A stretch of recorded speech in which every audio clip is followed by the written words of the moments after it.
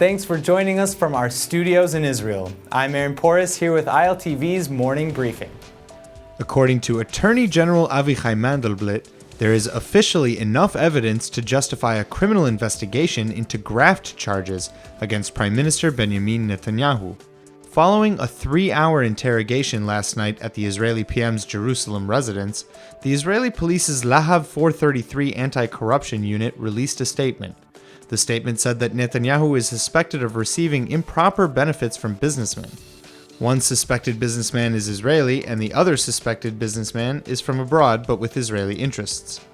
Mandelblit responded to the advice of the police and intelligence units by approving a probe into full-blown criminal investigations.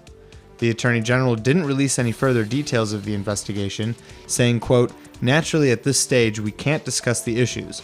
Releasing further information will be considered from time to time, depending on developments and as long as it does not jeopardize police procedure," end quote. Netanyahu has denied any wrongdoing. Israeli lawmakers are considering legislation that would give the country's sitting prime minister immunity from certain types of police investigations and criminal prosecution. The proposal comes as Prime Minister Netanyahu was questioned at his residence yesterday for nearly 3 hours over whether he illegally accepted gifts from wealthy supporters.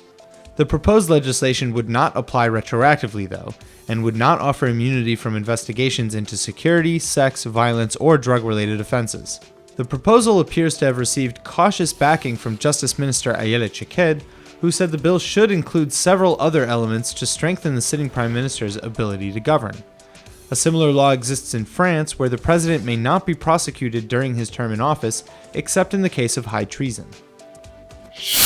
Members of a Palestinian organization that is sponsored by the EU recently sent a drone over Israeli settlements in the West Bank. The Palestinian Union of Agricultural Work Committees, or PUAWC, ran the drone without permission, violating IDF orders. The PUAWC works with Palestinian farmers and agricultural professionals on a host of programs and activities in the West Bank. Several Israeli settlements in southern Hebron are seen in footage from the drone, which later crashed after Israelis took control of its frequency and caused it to fall. EU sources said that the drone was being used by a freelancer who was documenting Palestinian fields. Hundreds of people attended a funeral in Jerusalem last night for the mother and 4 children found dead in a fire Sunday morning.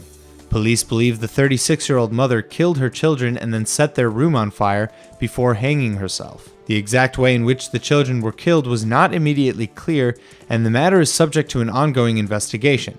A partial autopsy on 2 of the children yesterday revealed that they had been strangled.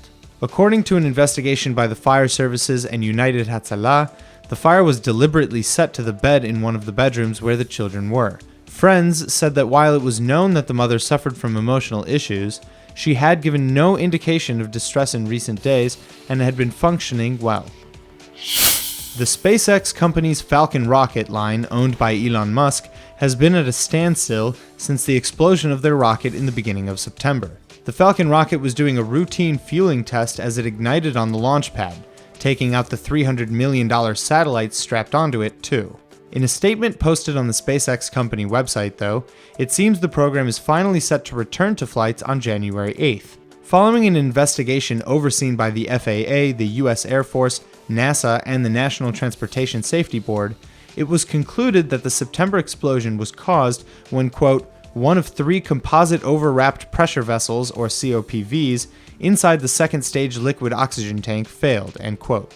Both stages of the Falcon 9 use COPVs to store cold helium, which is used to maintain tank pressure.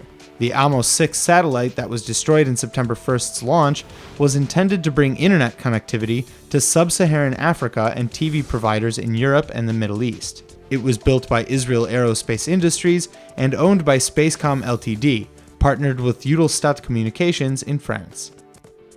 That's all for now. I'm Aaron Porras, and see you later with our main daily broadcast from Israel at 2 p.m. Eastern Time.